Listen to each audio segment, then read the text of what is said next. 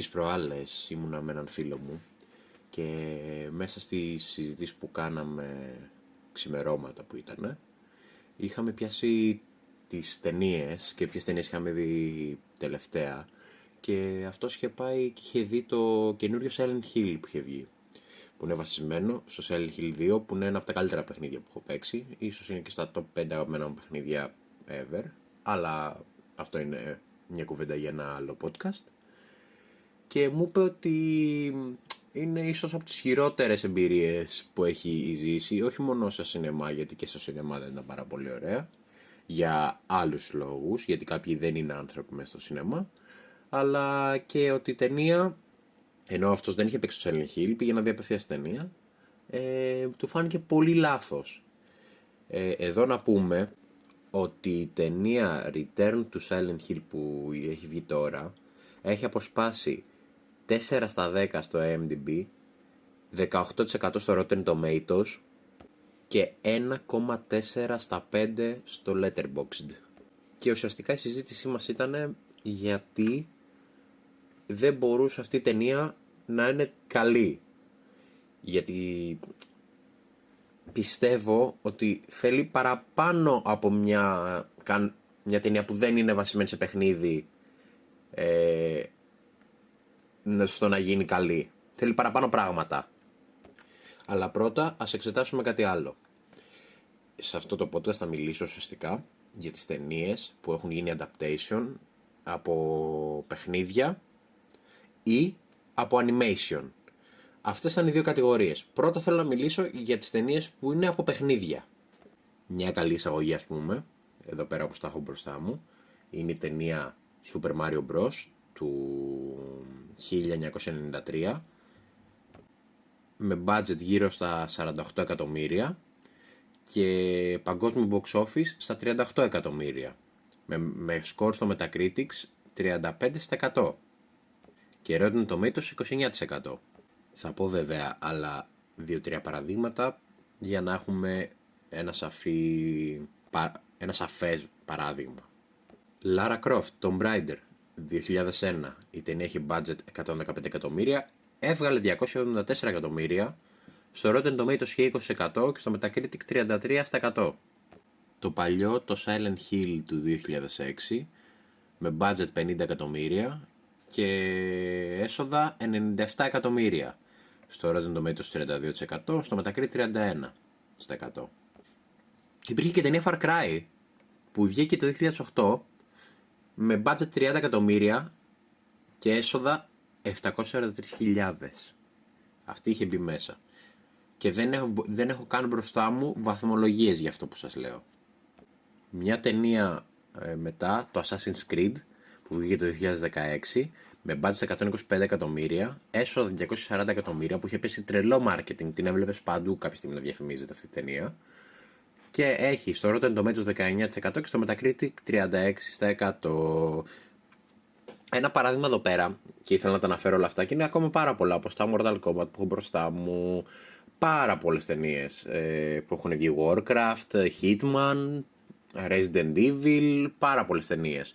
Απλά για να μην κουράζω, είναι ότι οι περισσότερες ταινίες, εκτός από το Far Cry, τα λεφτά τους τα ψηλό έχουν βγάλει πίσω, εκτός από το Far Cry και το Super Mario, το παλιό.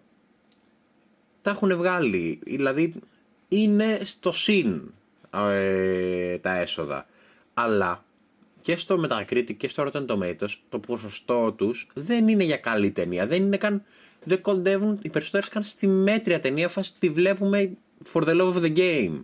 Δεν τη βλέπουμε ίσα ίσα για να μπορέσουμε να περάσει 1 με 2 ώρες έτσι χαλαρά. Δεν είναι ούτε γι' αυτό οι περισσότερες από αυτές που ανέφερα με βάση τα rating τους. Όσο να σημειώσω κάτι για τις τα live action adaptations, είναι ότι έχω μπροστά μου εδώ πέρα ότι, ας πούμε, για την Disney το Beauty and the Beast που έγινε live action είχε budget 160 εκατομμύρια και έβγαλε πίσω 500 εκατομμύρια.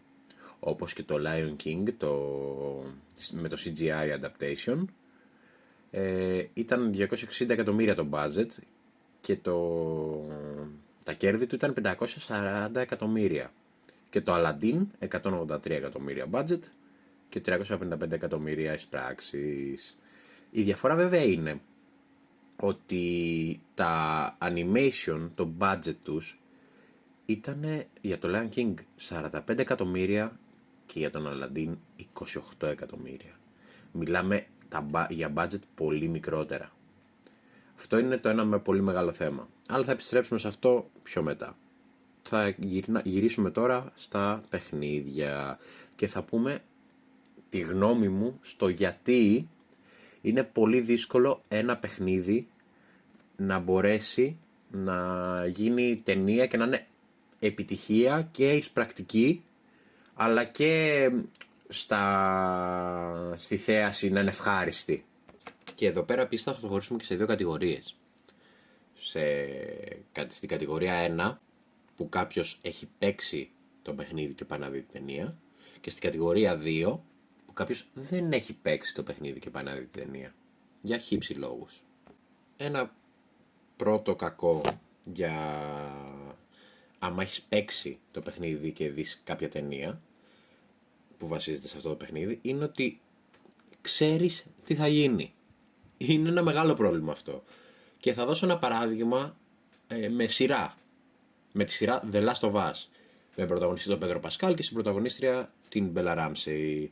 Μιλάμε για ένα δράμα με ένα zombie apocalypse που βασίζεται πάρα πολύ στους χαρακτήρες, πάρα πολύ σε αποφάσεις και πάρα πολύ στην ιστορία του και το πόσο δραματικό μπορεί να γίνει.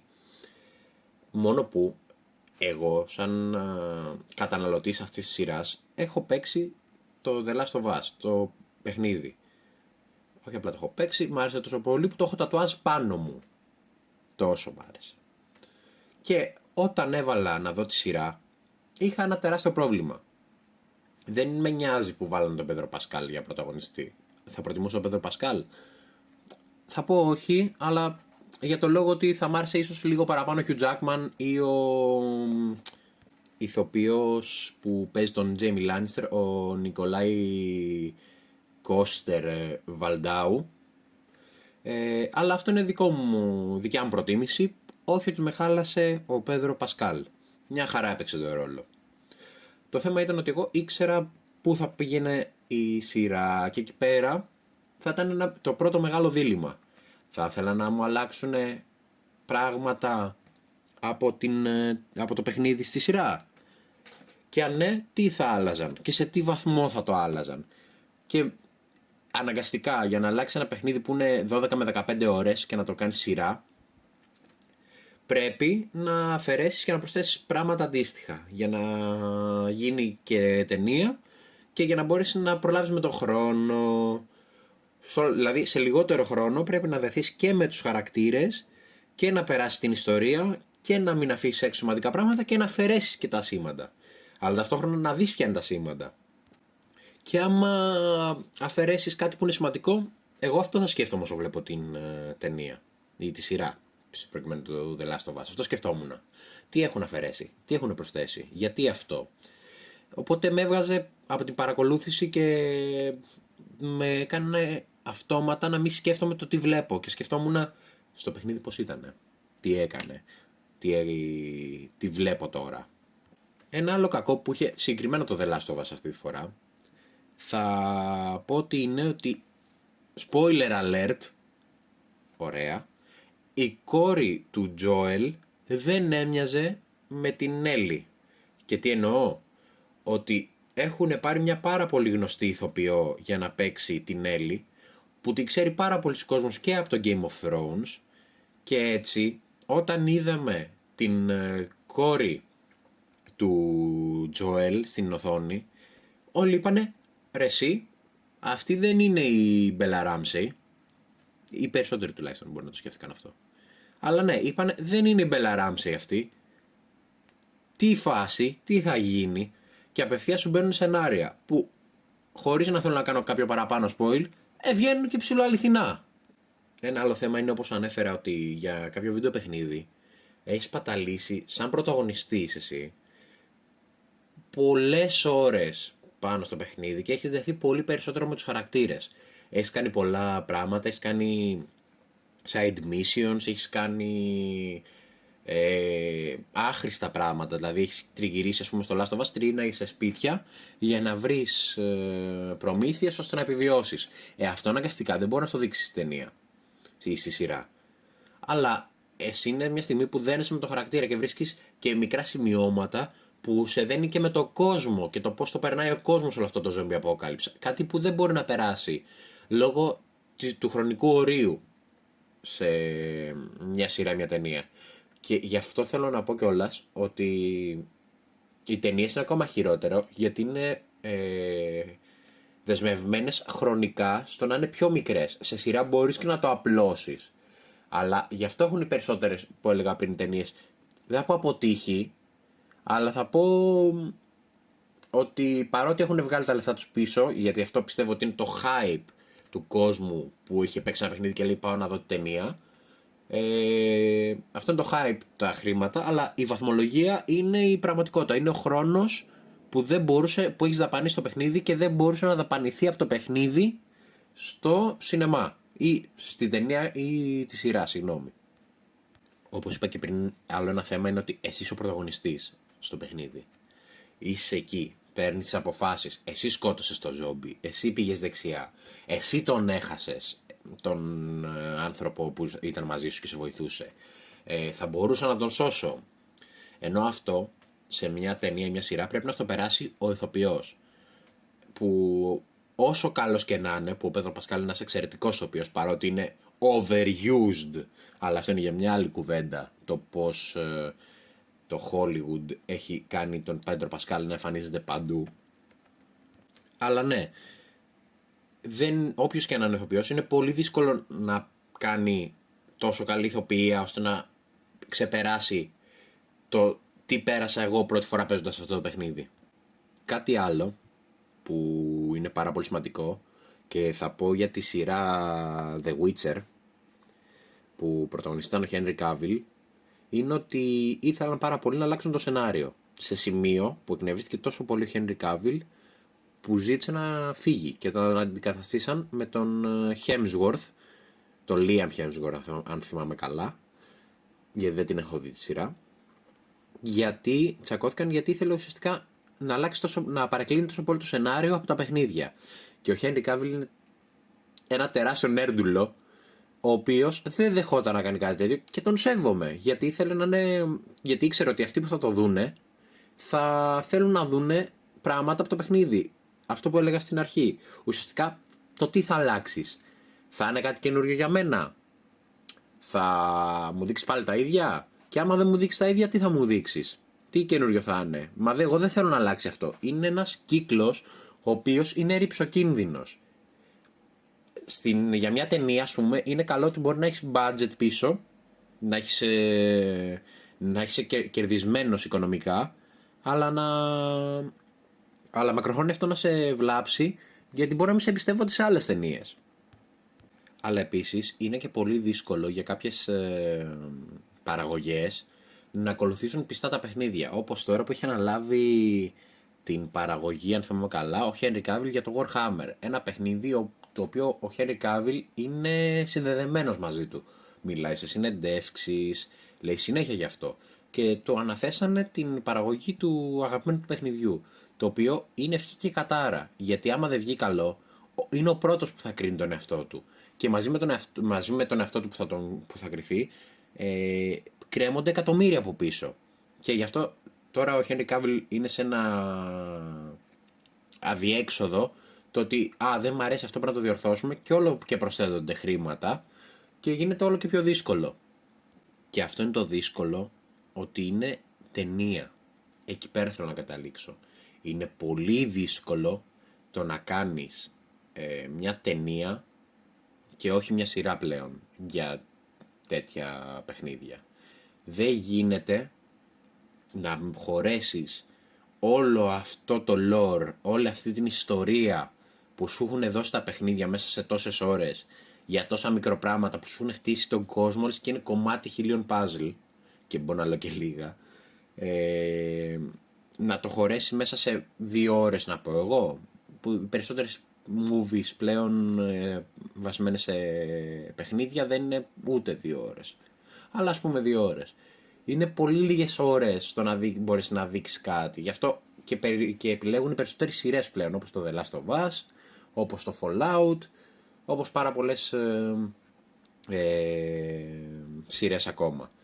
Να κάνω μια μικρή παρένθεση βέβαια, ότι μια καλή επιλογή ήταν για το Super Mario, το πρόσφατο που βγήκε, που ήταν animation. Εκεί πέρα μπορούσε και ήταν και μια άλλη ιστορία. Ήταν βασισμένο στην κλασική ιστορία με καινούργια πράγματα. Ήταν μια πάρα πολύ καλή επιλογή και γι' αυτό πήρε και ένα sequel που ήταν άξιο να υπάρχει sequel για αυτή την ταινία. Γιατί έδωσε μια καινούργια ιστορία πάνω στην ήδη υπάρχουσα ιστορία. Ένα καινούριο τρόπο, γιατί ουσιαστικά σε κάθε Super Mario ωριακά είναι να σώσει την πριγκίπισσα, όπου αυτό και έγινε και πάλι, να παλέψει τον Bowser. Αλλά ήταν animation, οπότε μπορούσε να δεις τις εκφράσεις των χαρακτήρων και να φτιάξεις να πλάσεις όλο αυτό το κόσμο όπως το ήθελες στο παιχνίδι. Και τώρα που είπα animation, να το γυρίσω λίγο και στην άλλη πλευρά. Τα animations που έγιναν live action, δεν θα ασχοληθώ πάρα πολύ με αυτά, ήθελα να πιάσω κυρίως τα παιχνίδια, αλλά μιας και το έπιασα και αυτό στη συζήτηση, είναι ότι πολύ δύσκολο να κάνεις και animation και anime επίσης live action. Καλό παράδειγμα είναι οι live action ταινίες που είχαν βγει για το Death Note. Επίκως απαράδεκτες. Δεν γινόταν αυτό που έβλεπε αυτός που είχε δει το Death Note, να βλέπει αυτό το έκτρωμα, να το θέσω όσο πιο καλά γίνεται. Αλλά γιατί αυτό? Τα άνιμε ουσιαστικά είναι μια μορφή τέχνης, το οποίο είναι πολύ δύσκολο να περάσεις σε live action ταινία. Γιατί πρώτον να αρχίσουμε από το ότι υπάρχουν πολλά επεισόδια 20 λεπτά. Εδώ παλεύεται πιο πολύ, ας πούμε τα 20-20 λεπτά επεισόδια μπορούν να γίνουν κόβοντας και ράβοντας μια ταινία. Κάπως. Άντε. Αλλά μετά είναι το θέμα ότι τα ιαπωνικά άνιμε είναι πολύ δύσκολο να τα μεταφέρεις σε ταινία, γιατί δεν μπορείς να φτιάξεις ούτε το comedic timing, να το θέσω έτσι, αλλά ούτε να περάσεις το ίδιο feeling που είχαν τα πρωτότυπα. Και γι' αυτό θα κριθούν κιόλας τα live action που έχουν πάνω σε anime. Θα κριθούν γιατί δεν θα είναι σχεδόν καθόλου ίδιο το vibe τους με το πρωτότυπο. Και γι' αυτό είναι νομίζω και που χαλάει τους περισσότερους το να δουν ένα live action anime. Καλή ώρα όμως, εκτός από τα anime, είναι και το live action της ταινίας Avatar, ο τελευταίος ανεμοδαμαστής, The Last Airbender, που είχε βγει και ήταν επικώς απαράδεκτο, που απλά καταχράστηκαν το hype που υπήρχε για το παιδικό που ήταν τότε στο Nickelodeon. Παιδικό, ναι, μπορεί και να μην είναι παιδικό αυτό, αλλά anyways, για το animation που υπήρχε τότε στο Nickelodeon, και απλά ήθελαν να αρμέξουν λεφτά με αυτό, γιατί αυτό που βγήκε στις οθόνες ήταν λες και το είχε φτιάξει ένας φαν του Avatar με το λιγότερο budget που μπορούσε να βρει στον κόσμο. Και για όσους δεν ξέρουν, υπάρχει μια σκηνή που υπάρχει γεωδάμασμα και απλά αιωρείται μια πέτρα, λες και την κρατάω εγώ με ένα πράσινο γάντι. Είναι τόσο απαράδεκτο. Αυτά πάνω κάτω θα ήθελα να πω. Ήταν οι σκέψεις μου με βάση την κουβέντα που είχα με τον φίλο μου, και ήθελα απλά να πω την άποψή μου γιατί δεν γίνονται τόσο καλές οι ταινίες και οι σειρές, βασικά όχι, οι ταινίες κυρίως που είναι βασισμένες σε παιχνίδια και σε animation. Αυτό, και θα τα πούμε σε ένα επόμενο podcast. Καλή συνέχεια.